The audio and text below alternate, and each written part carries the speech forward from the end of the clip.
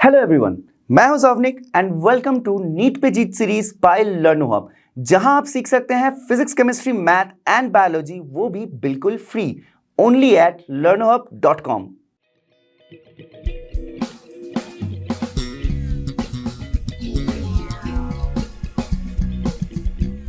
तो आज के वीडियो में हम डिस्कस करेंगे इलेक्ट्रिक पोटेंशियल एंड कैपेसिटेंस के concept add-ons, specifically different types of numericals from this chapter. तो चलिए बिना देर करते हुए सॉल्व करते हैं कुछ इंटरेस्टिंग से सवाल। तो चलिए चलते हैं पहले सवाल की तरफ।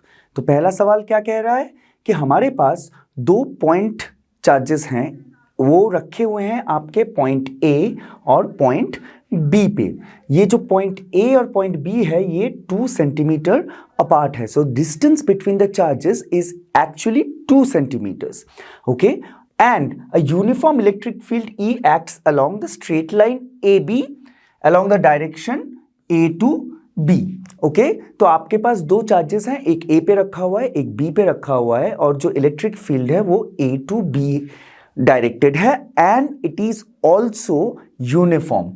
Okay, now the magnitude is given as E is equal to 200 Newton per Coulomb। A particle of charge plus 10 to the power minus 6 Coulomb is taken from A to B। मतलब डायरेक्शन ऑफ इलेक्ट्रिक फील्ड कहाँ था? A to B था।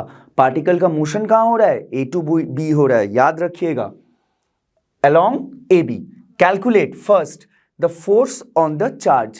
Now electrostatic force can be calculated with the formula F is equal to QE। So our first problem is very simple। Now force is QE। Now what is the value of the charge? The charge is 10 to the power minus 6 Coulomb। So ये बन गया आपका 10 to the power minus 6 Coulomb electric field कितना था आपका? 200 newton per coulomb. So 200 newton per coulomb. तो आपका force कितना बन जाता है? 2 into 10 to the power minus 4 newton. ये हो गया आपके पहले सवाल का जवाब। दूसरा क्या कह रहा है? What is the potential difference VA minus VB। Now imagine this is an uniform electric field। So uniform electric field में जो V होता है वो क्या होता है? वो होता है E into D। So V is nothing but ED।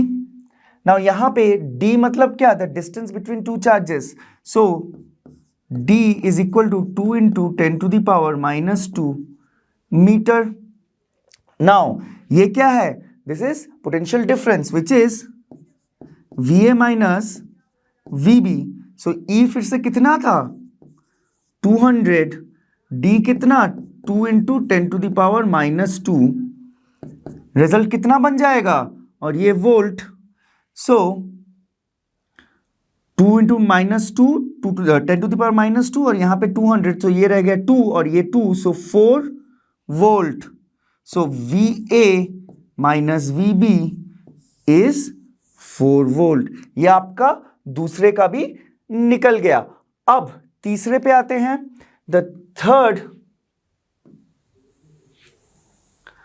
Problem states work done on the charge by E।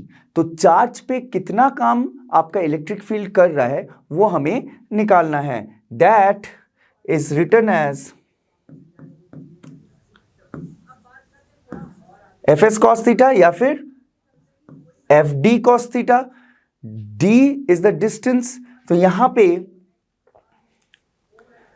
A से B की तरफ चार्ज जा रहा है, जो डिस्टेंस होगा that will be equal to the distance between point A and B which is 2 centimetre. ये जो थीटा है that is the angle of between the motion or the direction of the motion of the particle and the electric field।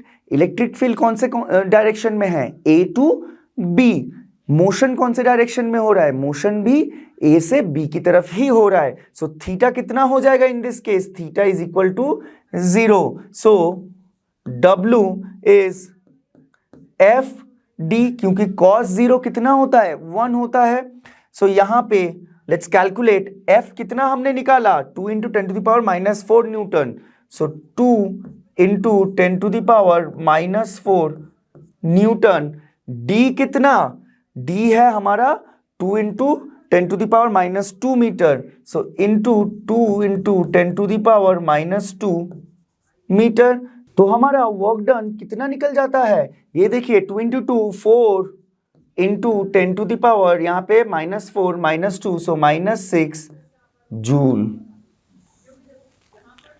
आपका ये third का भी answer निकल गया। अगर आपको फॉर्मूलाज याद होते हैं और आप थ्योरी को अच्छे से समझते हैं तो न्यूमेरिकल्स करना कोई बड़ी बात नहीं है, सिर्फ कैलकुलेशंस ही करने होते हैं। तो चलिए दूसरे सवाल पे चलते हैं। दूसरा सवाल क्या कह रहा है कि आपके पास एक इलेक्ट्रिक पोटेंशियल है V, okay, at any point x y z all in metres. मतलब आपके किसी भी पॉइंट पे आपका एक पोटेंशियल V है, समझ लीजिए। वो जो V है किसी भी पॉइंट पे, that is given with a function 4x², okay. Now the electric field at a particular point हमें निकालना है। पॉइंट कौन सा है, 1 metre, 0 metre and 2 metre. So x is equal to 1, y is equal to 0 and z is equal to 2। तो ये हमारा सवाल है। नाउ हम जानते हैं कि electric field is nothing but minus del v del x i cap del v del y j cap plus del v del z k cap. This is the definition. Now del v by del x कितना होगा, 4, x का square है उसका del by del x कितना हो जाएगा, 8x। सो ये बन जाता है आपका -8x i कैप। यहां पे y है नहीं है, तो ये वाला टर्म आपका 0, z भी नहीं है, सो ये वाला टर्म भी आपका 0। ठीक है, ये आपका बन गया इलेक्ट्रिक फील्ड। ओके, नाउ किसी एक पॉइंट पे हमें कैलकुलेट करना है। उस पॉइंट पे x कितना है, 1 metre. So now at point 1 metre, 0 metre and 2 metre, E is given as, यहां पे क्या, मैं सिर्फ x की जगह पे 1 बैठा दूंगा। So I get -8 i cap. So this is my electric field. कौन सा सही हो रहा है, देखिए आई कैप क्या होता है, आई कैप एक्स के डायरेक्शन में होता है, यहां पे माइनस आई कैप है, इसका मतलब नेगेटिव एक्स के डायरेक्शन में होगा। So 8 along negative x. So option A is our correct option. तो चलिए चलते हैं तीसरे सवाल की तरफ। तो जो तीसरा सवाल है वो क्या कह रहा है कि आपके पास 3 चार्जेस हैं, 2q, -q एंड q, और ये जो तीनों चार्जेस हैं these are located at the vertices of an equilateral triangle. So आपके एक इक्विलैटरल ट्रायंगल के तीनों वर्टिसेस पे तीनों चार्ज रखे हुए हैं। So at the centre of the triangle इनमें से कौन सा स्टेटमेंट आपका वैलिड होता है, ये आपको निकालना है। तो पहले एक इक्विलैटरल ट्रायंगल ड्रॉ कर लेते हैं। ठीक है, तो लीजिए ये आपका बन गया एक समवट इक्विलैटरल ट्रायंगल। तो ये जो ईच साइड है वो इक्वल है। ठीक है, उसी के साथ इक्विलैटरल ट्रायंगल का एक और प्रॉपर्टी भी होता है कि जो मिड पॉइंट होता है इक्विलैटरल ट्रायंगल का, they are also at equal distance, that is also at equal distance from all the vertices. Now यहां पे देखिए, यहां पे मैंने 2q रख दिया, यहां पे -q, यहां पे -q। अब एट द सेंटर जो इलेक्ट्रिक फील्ड है उसका डायरेक्शन किस तरफ होगा, 2q की वजह से जो इलेक्ट्रिक फील्ड है उसका डायरेक्शन डाउनवर्ड होगा, -q की वजह से इस तरफ, मतलब इस पॉइंट पे जो -q है और इस पॉइंट पे जो -q है उसकी वजह से इस तरफ। सो ये ले लीजिए, लिख दिया 2q, ये वाला -q और ये वाला भी -q। अब आप इस फिगर को एक बार नोटिस कीजिए, इलेक्ट्रिक फील्ड तीनों डाउनवर्ड्स हैं, तो there will be a resultant electric field at point O which is the midpoint of an equilateral triangle. So हमारा इलेक्ट्रिक फील्ड जो है वो तो कभी जीरो नहीं हो सकता। यहां पे देखिए जो पहला स्टेटमेंट है वो क्या कह रहा है, the electric field is zero, so this statement can not be true. Okay, now ये वाला statement both field and potential are zero, this statement also can not be true because electric field is not zero, at least one of these two quantities is not zero. Now अब potential की बात करते हैं। 2q की वजह से इस point पे, मिड पॉइंट पे पोटेंशियल कितना होगा, v लेट्स से 2q क्या है 1/4 pi epsilon 0 q by r। q है चार्ज, यहां पे चार्ज कितना है 2q लिखा है तो 2q लिख देता हूं। r क्या है ये वाला डिस्टेंस, सिमिलरली ये वाला डिस्टेंस भी r होगा और ये वाला डिस्टेंस भी r होगा। Now so v minus q क्या होगा 1/4 pi epsilon 0 minus q by r। So दो v माइनस q है तो और एक v माइनस q भी सेम ही होगा। ओके, नाउ इस पॉइंट पे, इस वाले पॉइंट पे अगर हमें पोटेंशियल निकालना हो तो हमें इन सबको ऐड करना होगा। So v net is equal to, देखिए 1/4 पाई इप्सिलॉन कॉमन ले आते हैं, 1/4 पाई इप्सिलॉन 0 क्या रह गया r रह गया, तीनों में r है तो r को भी डिनोमिनेटर में कॉमन ले आते हैं, ऊपर क्या रह गया 2q माइनस q और माइनस q, ये जो टर्म है this is zero. So v net is equal to zero. तो इसका मतलब क्या हुआ, इलेक्ट्रिक फील्ड नॉन जीरो है बट पोटेंशियल जीरो है। इन दोनों में से कौन सा स्टेटमेंट वैलिड है, स्टेटमेंट नंबर 2, यानी कि ऑप्शन बी आपका जो है वो आपका सही जवाब है इस सवाल का। तो चलिए आगे बढ़ते हैं और करते हैं सॉल्व क्वेश्चन नंबर 4 को। तो हमारा ये सवाल क्या कह रहा है कि हमारे पास दो आइडेंटिकल रिंग्स हैं, दोनों पे चार्जेस हैं Q1 और Q2। तो ये है हमारा Q1 और ये हो गया हमारा Q2। रेडियस है R और दोनों के सेंटर के बीच का डिस्टेंस भी R है। तो एक का सेंटर और एक का रिंग, जो ये जो डिस्टेंस होगा ये कितना हो जाएगा R√2। ठीक है, पहले वाले सर्कल का सेंटर पॉइंट A पे है, दूसरे वाले सर्कल का सेंटर पॉइंट B पे है। अब सवाल ये पूछ रहा है कि अगर आपके पॉइंट A पे एक चार्ज Q था, उसको आप मूव कर रहे हैं B को, तो आपका कितना वर्क डन होगा। तो उसके लिए हमें पोटेंशियल निकालने की ज़रूरत है। पोटेंशियल कितना होगा VA minus VB, potential difference. तो अब देखिए यहाँ पे जो VA है, VA को हम कैसे निकाल सकते हैं। सो VA मतलब जो पोटेंशियल एट पॉइंट A होगा वो इस वाले रिंग के चार्ज की वजह से होगा एंड इस वाले रिंग के चार्ज की वजह से होगा, मतलब इन दोनों के कॉम्बिनेशन से VA निकलेगा। सिमिलरली VB भी इन दोनों के कॉम्बिनेशन से ही निकलेगा। सो हमारा VA का वैल्यू कितना होगा 1/4 पाई इप्सिलॉन 0, दोनों में ही होना चाहिए तो कॉमन ले रखते हैं।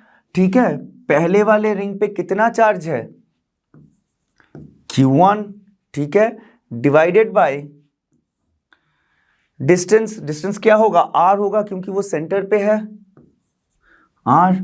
दूसरे वाले का डिस्टेंस कितना होना चाहिए R इंटू √2, सो Q2 R√2, ये आपका VA बन गया। सिमिलरली VB कितना बनेगा 1/4 पाई इप्सिलॉन 0, इस बार Q1 के साथ R√2 और Q2 के साथ R। ठीक है, नाउ हमें निकालना क्या है VA minus VB, potential difference. Again 1/4 pi epsilon 0 दोनों केसेस में ही कॉमन है, ले लेते हैं। R भी कॉमन है, ले लेते हैं। तो हमारे ब्रैकेट में क्या रह जाएगा Q1 plus Q2/√2, okay, minus Q1/√2, ठीक है, माइनस Q2/√2, 1 Q2 √2 यहाँ पे नहीं है, दूसरे वाले पे था। So Q2। Okay, now we have to solve this. अब देखिए, इस टर्म को मैं K प्राइम लिख दे रहा हूं, स्पेस नहीं है ज्यादा बड़ा लिखने के, इसको बार बार रिपीट करने से अच्छा है K प्राइम लिख के आप रख लीजिए। सो नाउ √2 का एलसीएम ले लेता हूं। √2 क्या बनता है, ये √2 Q1 plus Q2 minus Q1 minus √2 Q2। ठीक है, अब K प्राइम Q1 कॉमन क्या बच जाता है, √2 माइनस 1 माइनस Q2 कॉमन क्या बच जाता है, अगेन √2 माइनस 1 और divided by √2। So K prime by √2 और यहां पे √2 माइनस 1, यहां पे Q1 माइनस Q2, ये आपका बन गया VA माइनस VB। ये आपका बन गया potential difference at these two position. अगर आपके पास पोटेंशियल डिफरेंस इतना है, सो वर्क डन कितना होगा, वर्क डन होगा Q डेल V या फिर डेल्टा V। सो Q यहां पे डिफरेंस कितना है पोटेंशियल का, ये वाला है। सो Q कितना है, वो Q का वैल्यू Q ही है। सो Q K प्राइम, ठीक है, √2 minus 1 by √2 into Q1 minus Q2, ये आपका बन गया आंसर। ओके, सो आप देख सकते हैं यहां पे सिर्फ स्टेप बाय स्टेप कैलकुलेशंस हैं, ज्यादा कॉम्प्लिकेटेड है नहीं, थोड़ा दिखता कॉम्प्लिकेटेड है।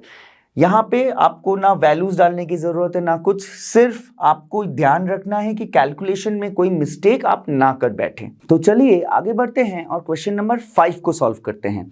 क्वेश्चन नंबर 5 क्या कह रहा है कि आपके पास एक बुलेट है, ठीक है, उसका जो वजन है वो 2 ग्राम है। So the mass of the bullet is 2 grams, okay, moving with a speed of 20 metre per second. So जो बुलेट है वो 20 मीटर प्रति सेकेंड की रफ्तार से जा रहा है। Okay, if the bullet has a charge of 4 micro coulomb, तो बुलेट के ऊपर चार्ज कितना है, 4 माइक्रो कूलम का। देन हमें कितना पोटेंशियल चाहिए उस बुलेट को रेस्ट से इस स्पीड में लाने के लिए। So we have to calculate the potential which will throw the bullet और make the bullet move at a speed of 20 metre per second. So हमारे पास क्या क्या गिवन है, mass which is 2 gram which is 2 into 10 to the power minus 3 kg, ठीक है।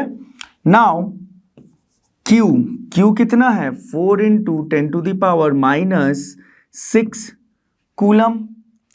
और कुछ दिया हुआ है, हाँ दिया हुआ है velocity is 20 metre per second, ठीक है। तो 20 मीटर पर सेकेंड की वेलोसिटी से बुलेट जा रहा है, तो हम कौन सा फॉर्मूला यूज कर सकते हैं, हम यूज कर सकते हैं QV। ये जो V है ये पोटेंशियल वाला V है, वेलोसिटी वाला नहीं, ठीक है, हाफ mv², और ये जो छोटा v है ये है वेलोसिटी वाला। तो आइए इसको सॉल्व करते हैं। Q कितना है, यहां पे लिखा है हमने 4 into 10 to the power minus 6 into v जिसे निकालना है हमें, ठीक है। नाउ हाफ इंटू m कितना है, 2 into 10 to the power minus 3 kg। So this is equal to half into 2 into 10 to the power minus 3. Now last but not least velocity का square, so into 20 का square. Now 2 cancels out, यहां पे कितना हो जाता है, v is equal to ये 20 है, so इसका मतलब 400 into 10 to the power minus 3 ये into 10 to the power 6 divided by 4, cut गया, so 10 to the power 6 and 10 to the power -3, so 10 to the power 3 और यहाँ पे 2, so 10 to the power 5, so V is 10 to the power 5 volt. ये आपका solution निकल गया। काफी आसान है। अगर आपको इन दो V's में कंफ्यूजन है तो यहाँ पे आप पूरा वाला ही लिख दीजिए वोल्ट, ठीक है, ताकि कंफ्यूजन ना रहे। तो आइए चलिए आगे बढ़ते हैं और सॉल्व करते हैं क्वेश्चन नंबर 6 को। सो क्वेश्चन नंबर 6 हमसे क्या कह रहा है कि हमारे पास एक छोटा चार्ज है Q whose value is 3 into 10 to the power -6 coulomb या फिर 3 microcoulomb and it is placed at a great distance away infinity. तो ये चार्ज आपके इन्फिनिटी पे है। अब हम चाहते हैं कि उसी चार्ज को, छोटे वाले Q को इन्फिनिटी से लेके पॉइंट बी तक ले आए, एक ऐसे पॉइंट पे ले आए जो कि 0.5 मीटर दूर है एक दूसरे चार्ज से जिसका वैल्यू है 20 माइक्रोकूलम। ओके, ये जो काम हम कर रहे हैं इसमें कितना हमारा एनर्जी या फिर वर्क डन हो रहा है वही हमें निकालना है। तो उसको निकालने के लिए हमें potential difference between VA and VB चाहिए एंड उसके साथ जो चार्ज हम मूव कर रहे हैं उसको मल्टीप्लाई कर देंगे तो हमें पोटेंशियल एनर्जी निकलेगा and potential energy will be equivalent to the work done. Okay, now so हमारा जो VA है वो क्या है, 0 है, क्योंकि इन्फिनिटी पे जो पोटेंशियल होता है वो 0 होता है। Now VB is nothing but KQ by RB, ठीक है। अब यहाँ पे हम गिवन को भी लिख लेते हैं। So small q is 3 into 10 to the power -6 coulomb, capital Q is 2 into 10 to the power -5 coulomb, ठीक है। Now RA कितना था, इन्फिनिटी, RB 0.5 मीटर, और कुछ छूट गया नहीं, बस इतना ही था। So now हमें VB माइनस VA चाहिए। हम A से B तक ला रहे हैं, वो कितना बन जाएगा, KQ बाई RB, ठीक है। सो अब दैट मीन्स हमारा जो पोटेंशियल एनर्जी U है वो कितना होगा, small q VB minus VA which will be nothing but Q into KQ by RB। अब Q कितना है, 3 into 10 to the power -6, K कितना है, 9 इंटू 10 टू द पावर 9, और Q capital Q is 2 into 10 to the power -5 divided by 5 into 10 to the power -1। अब जब मैं इसको सॉल्व करता हूं मुझे मिलता है 1.08 joule. This is our potential energy, but W work done by external force is equal to potential energy, which is, that means W is also 1.08 joule. So this is our final answer for this problem. तो आप याद रखिएगा relation between potential energy, potential difference and work done, ताकि आप काफी सारे सवाल, इन तरीके के सवाल आप सॉल्व कर सके। तो चलिए अब क्वेश्चन नंबर 7 करते हैं। यहाँ पे क्या पूछा जा रहा है, आपको ये जो सेटअप दिया हुआ है इस फिगर में उसका पोटेंशियल एनर्जी निकालना है। अब आप यहाँ पे नोटिस कीजिए, this is a system consisting of more than 2 charges. So multiple charge system है। मल्टीपल चार्ज सिस्टम में अगर आपको पोटेंशियल एनर्जी निकालना हो तो हमने डिस्कस किया हुआ है कि वो हम कैसे निकालते हैं, तो हम एक उसके ऊपर एक न्यूमेरिकल कर लेते हैं, ठीक है। तो आपके पास कितने चार्जेस हैं, 3 चार्जेस हैं, तो कितने टाइप ऑफ पेयर्स बनेंगे, चार्ज 1 चार्ज 2 के साथ एक, चार्ज 2 चार्ज 3 के साथ एक, और चार्ज 3 और चार्ज 1 के साथ एक। सो हमारा जो पोटेंशियल एनर्जी U उसका क्या फॉर्मूला आ जाएगा, 1/4 pi epsilon 0 Q1 Q2 by R12 plus Q2 Q3 by R23 plus Q3 Q1 by R31। अब इस केस में आप फिगर में देखिए, इसको मैं Q1, ये आपका Q2 और ये आपका Q3 बन जाता है। ये मैं एज्यूम कर रहा हूं।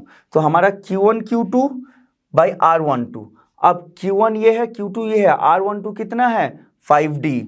सो ये हम लिख सकते हैं 1/4 पाई एप्सिलॉन 0 Q1 कितना था 15Q, Q2 8, सो 15 into 8 Q square 5D plus Q2 Q3 कितना बन गया 8 Q square बाई 4D 8 हुआ कि नहीं 8Q into Q 8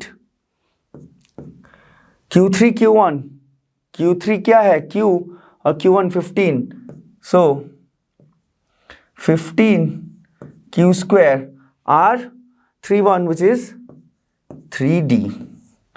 अब देखिए यहां पे आप कुछ थोड़ा सिंप्लीफाई कर सकते हैं क्या, जरूर कर सकते हैं। ये 5 है कैंसल्स आउट 3 बच जाता है, 4 है कैंसल्स आउट 2 बच जाता है, 3 है कैंसल्स आउट 5 बच जाता है।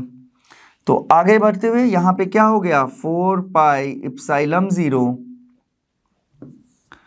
एलसीएम अब मैं D ले सकता हूं, सब में D है 3 into 8 which is 24 Q square plus 2Q square plus 5 Q square। तो हमारा फाइनल रिजल्ट कितना निकल आता है 1/4 pi epsilon 0 24 plus 2 plus 5 which is 31 Q square by D। So this is the net potential energy of this system। चलिए अब question number 8 कर लेते हैं। क्वेश्चन नंबर 8 में हमें पूछा जा रहा है कि अगर आपके पास एक एयर कूल्ड कैपेसिटर है of plate area A, okay, and separation D, मतलब ये जो दोनों प्लेट्स है इन दोनों के बीच का जो डिस्टेंस है या फिर उनका जो सेपरेशन है वो है D, has a capacity C, ठीक है, उसका कैपेसिटेंस इस कैपेसिटर का C था जब अंदर कुछ नहीं था, सिर्फ एयर कूल्ड था, ठीक है। Now two slabs of thickness T1 and T2 are introduced. So two dielectric slabs are inserted between its plates. So दोनों प्लेट के बीच में ये दो dielectric slabs आपने इंट्रोड्यूस कर दिया, ठीक है, in two different manners as shown. Calculate the new capacitance। अब हमारे पास जो नया कैपेसिटेंस बनेगा इस कैपेसिटर का वो हमें निकालना है। So let us assume कि इन दोनों प्लेट्स पे जो चार्जेस थे वो Q थे, सो एक पे प्लस Q दूसरे पे minus Q, okay. Now electric field in the free space, free space मतलब क्या, ये वाले स्पेसेस पे, ठीक है, वो कितना होगा, so electric field in the free space is equal to sigma by epsilon 0, ठीक है। Now sigma is nothing but Q by A, so electric field becomes Q by A epsilon 0 in free space. Now similarly electric field in slab 1 is equal to E0 by K1, so QA epsilon 0 K1, and electric field in slab 2 is equal to E0 by K2, so QA epsilon K2, where K1 and K2 are the dielectric constant for slab 1 and slab 2. So यहाँ पे लिख देते हैं ऊपर K1, K2 dielectric constants. Okay, now our potential will be E0 and the thickness where the free space is, so D minus T1 minus T2 plus E1 T1 and E2 T2। So E1 कौन सा है, slab 1 पे electric field, E2 क्या है, slab 2 पे electric field. इसको थोड़ा simplify कर लेते हैं। So I can take E0 out, क्योंकि यहाँ पे जो E1 है that is E0 by K2, तो मैं इसको इस तरीके से लिख सकता हूं, E0 को मैंने कॉमन ले लिया, D minus T1 minus T2 plus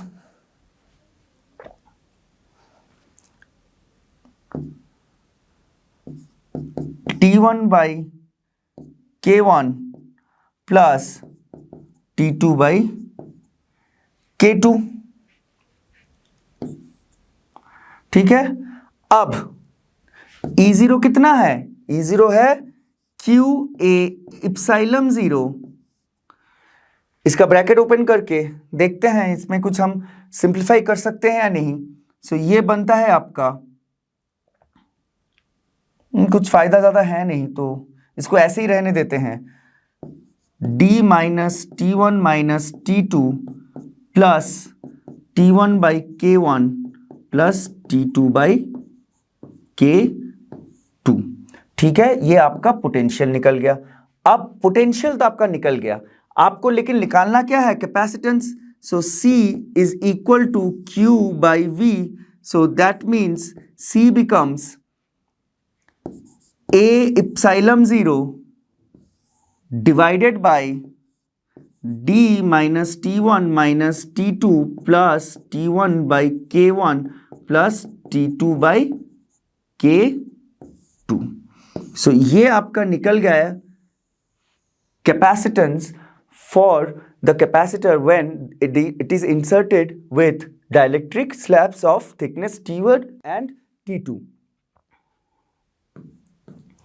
okay, तो चलिए अब सवाल एक करते हैं ग्रुपिंग ऑफ कैपेसिटेंस से। सो हमारा जो क्वेश्चन नंबर 9 है उसमें आपका एक फिगर दिया हुआ है और आपको equivalent capacitance between A and B terminal निकालना है। तो आइए देखते हैं। तो यहाँ पे अज्यूम कर लेते हैं ये आपका पोटेंशियल V1 पे है और ये वाला हम देखेंगे कितने पोटेंशियल पे आ सकता है। तो अगर ये V1 है तो ये प्लेट भी V1 पे होगा। सो ये दूसरे वाले को मैं V2 ले लेता हूँ, ये हम एज्यूम कर रहे हैं V2 वाला, V1 V2 सब हम एज्यूम कर रहे हैं। तो यहाँ पे भी V1 ये क्या V2 नहीं V3, क्योंकि V2 तो पहले मैंने ले लिया है, ये तो दूसरा टर्मिनल है। ठीक है, तो ये V3। सिमिलरली अब ये यहाँ पे आके V3 और यहाँ से ये आके V2।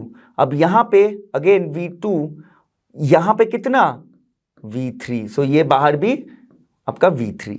ओके, अब काउंट कीजिए कितने पोटेंशियल के पेयर हुए, V1 V2 कितना है, सिर्फ एक है। सो V1 V2 कितना कैपेसिटेंस C, V2 V3 कितने हैं, 1 2, V2 V3 2C। Now again V1 V3 कितना है, 1, सो 1C। अब देखिए इन दोनों में V1 V2 V2 V3 V1 V3। Okay, तो इसका अगर मैं इक्विवेलेंट डायग्राम बनाऊं कैसा बनेगा, सोचिए। ये आपका आ गया V1 V2 वाले टर्मिनल पे कैपेसिटेंस।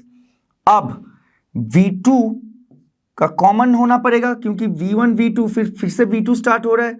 सो फिर यहां पे V3, ठीक है, ये V2 V3 वाला टर्मिनल बन गया, V2 V3 वाला टर्मिनल। ठीक है, अब देखिए V1 V3, सो V1 V2 के साथ भी है V3 के साथ भी है। वो कैसे हो सकता है, अगर मैं पैरेलल ले लूं, ये हो गया V1 again V3, again V3 V1 के साथ भी है V2 के साथ भी है, तो ये ज्वाइन हो जाता है यहां पे। ठीक है, तो इसका वैल्यू कितना है V1 V2 का, C, V2 V3 का 2C, V1 V3 का अगेन C। ओके, ठीक है, तो मुझे इसका इक्विवेलेंट निकालना है। तो चलिए निकालते हैं। पहले ये दोनों सीरीज में है। सो फर्स्ट केस में 1/C prime is 1/C plus 1/2C।